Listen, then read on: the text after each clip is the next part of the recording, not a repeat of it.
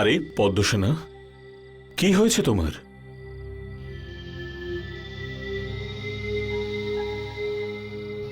আমি এখন আর রাজকুমারী নই, শুধুমাত্র একজন সাধারণ কন্যা। এসব তুমি কি বলছো মা?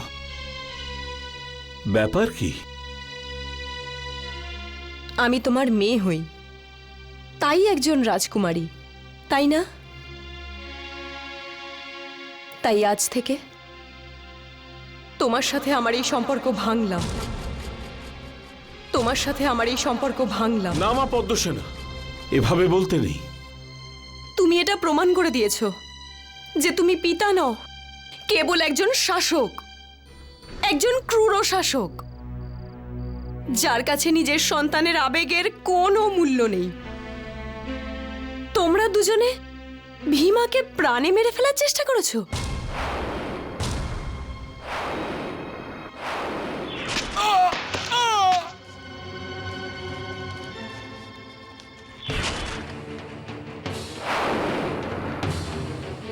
আমি চলে যাচ্ছি। দাঁড়াও পদ্মসেনা,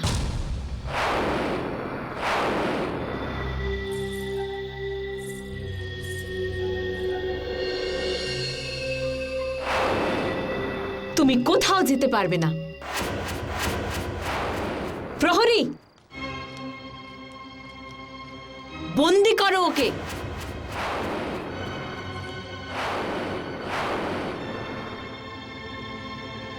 তোমাকে নিজের মা বলে আমি কখনো ভাবিনি। যদি তুমি তোমার সীমা লঙ্ঘন করো তাহলে আমি কিন্তু ভুলে যাব যে তুমি আমার বাবার স্ত্রী হও।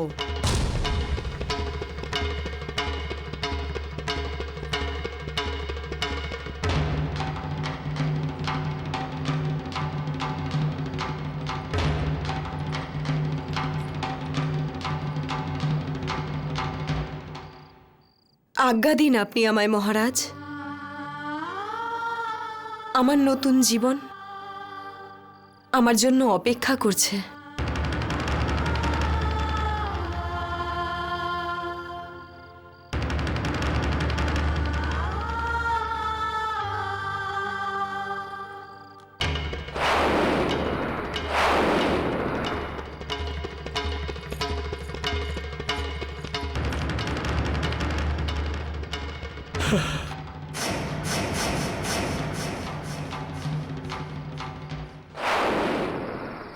ভীমা, নে বাবা, খাবার খেয়ে নে।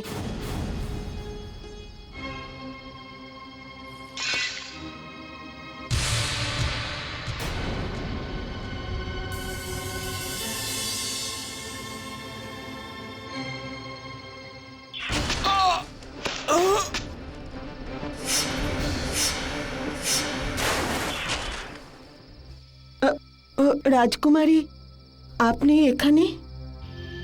হ্যাঁ মা, এখন আমি আর রাজকুমারী নই, একজন সাধারণ মেয়ে। মা, আমি রাজমহল ত্যাগ করে এসেছি।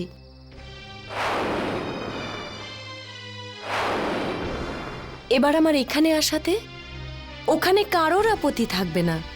আপনার কথা নয় আমরা বুঝলাম, কিন্তু ওই সৈনিকদের কে বোঝাবে যারা আপনার পিছনে পিছনে এখানে আসবে আর আমার ছেলের প্রাণ নেওয়ার চেষ্টা করবে?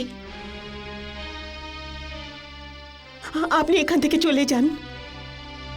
আমি আপনার কাছে হাত জোড় করছি, আপনি দয়া করে এখান থেকে চলে যান। কৃষ্ণার মা, বাড়িতে আসা অতিথিকে এইভাবে অপমান করা উচিত নয়। তুমি আমার সঙ্গে এসো, চলো ভেতরে চলো।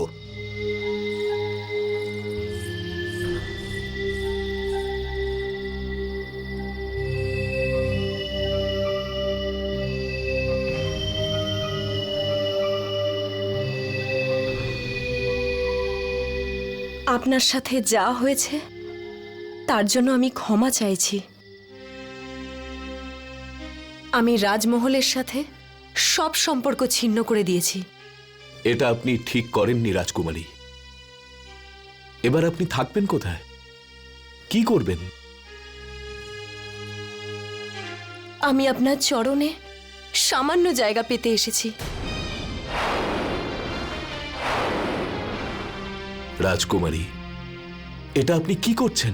আপনার সঙ্গীত আমার ভেতরে এক নতুন প্রাণের সঞ্চার করেছে। मन के संघर्षों में मन की शक्ति जगा दे। আমি আপনার সঙ্গীত ছাড়া আর থাকতে পারবো না। আপনার কাছে একটাই প্রার্থনা যে আপনি আমার এই অনুরোধ স্বীকার করুন। রাজকুমারী, এটা তো আমার বাড়ি নয়। আমি তো স্বয়ং গিরিধর কাকা আর কাকির আশ্রয়ে থাকি। আমি আপনাকে থাকার জায়গা কি করে দেব? আমি তাহলে ওনাদের কাছে ভিক্ষে চাইব।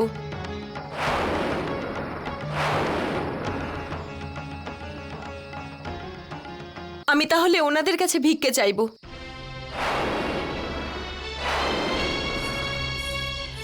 রাজকুমারী, আপনি এখনো যাননি? শুনেছি একজন মায়ের মন অনেক বড় হয়। আপনি আপনি কি আমাকে এই গৃহে সামান্য জায়গাও দিতে পারবেন না?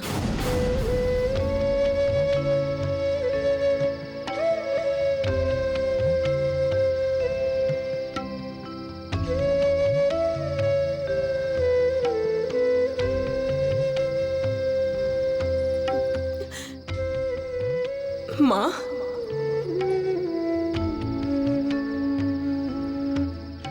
যদি আমি আপনার মেয়ে হতাম তখনও কি আপনি আমার এই চোখের জল মুছে দিতেন না?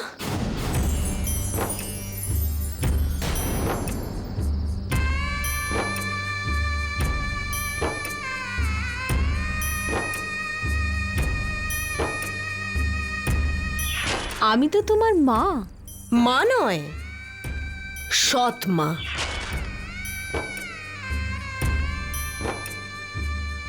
ঠিক আছে মা, মনে হচ্ছে আমার ভাগ্যেই হয়তো মায়ের ভালোবাসা লেখা নেই।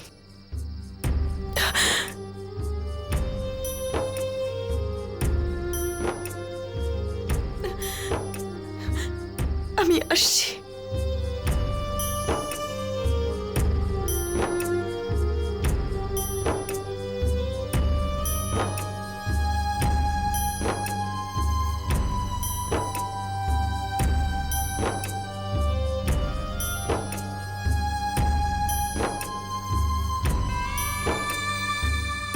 দাঁড়াও পদ্মসেনা,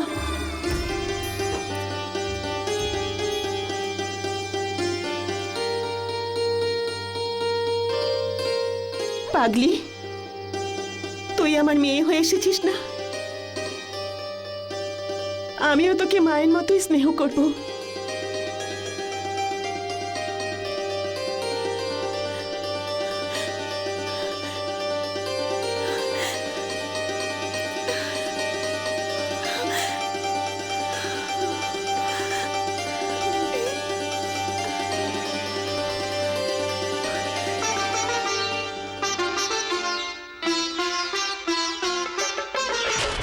যদি প্রেম মিথ্যে হয় তাহলে এই সমগ্র মানব জীবনও মিথ্যে।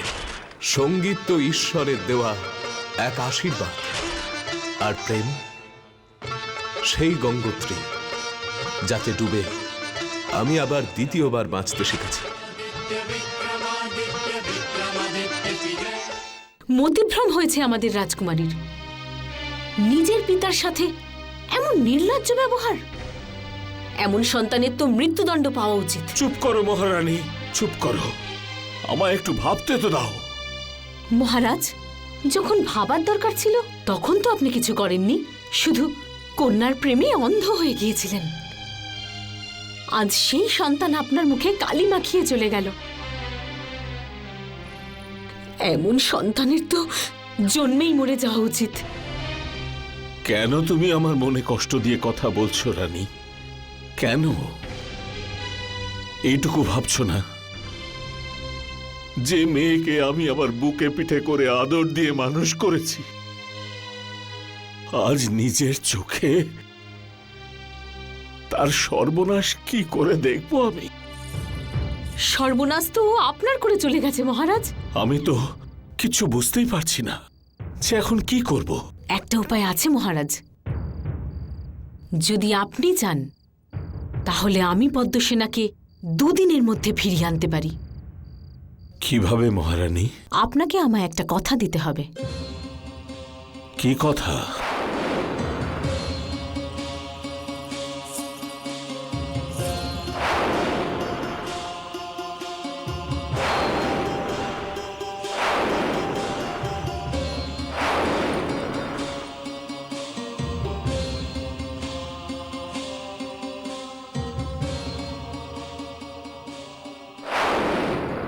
शं शनैश्चराय नमः। ॐ शं शनैश्चराय नमः। ॐ शं शनैश्चराय नमः।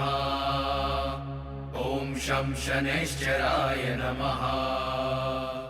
ॐ शं शनैश्चराय नमः।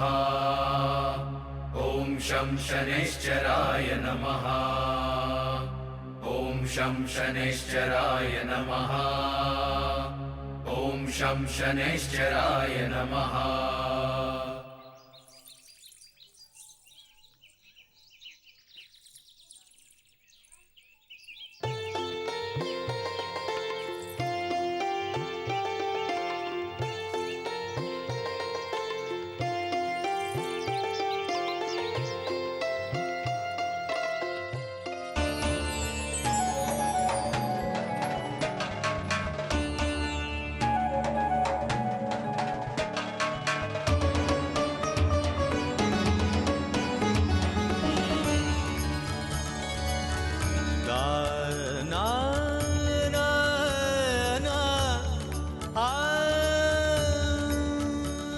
মা, আমি ভীমাকে প্রসাদ দিয়ে আসছি।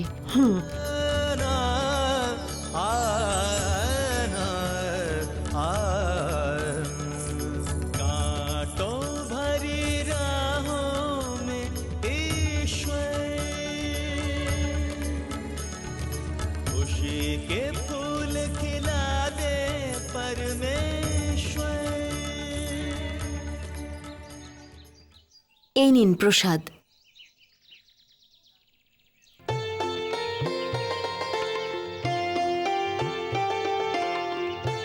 প্রসাদ মানা করতে নেই। কৃষ্ণার মা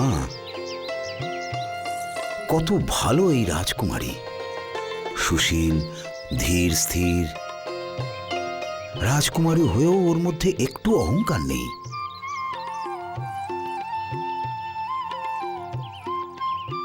নিন।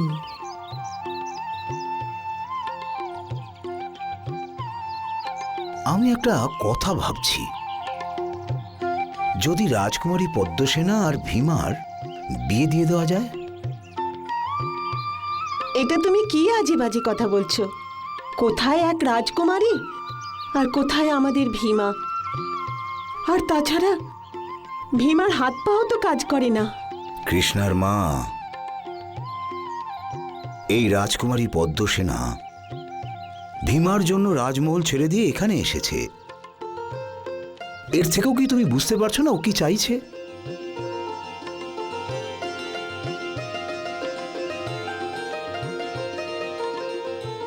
যখন ও ভীমার দিকে তাকায় তখন ওর চোখের মধ্যে একটা চমক ফুটে ওঠে।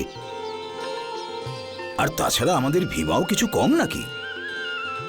হাত পা হয়তো চলে না, কিন্তু পৌরুষ আর ক্ষমতার দিক থেকে ও 10 জনের চেয়ে অধিক। আর তুমি দেখেছো তো কিভাবে নিজের পৌরুষের দ্বারা আমাদের এই বাড়ির অবস্থাই পাল্টে দিয়েছে।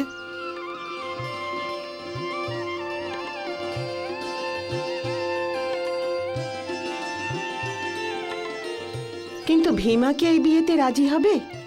কেন রাজি হবে না? ওর জীবনের অতীতকে ছেড়ে চলে এসেছে। যদি রাজকুমারী ওর মনে জায়গা করে নেয় তাহলে ভীমা অবশ্যই রাজি হবে। জানি না শনিদেবের কি ইচ্ছা। সবই শনিদেবের ইচ্ছা।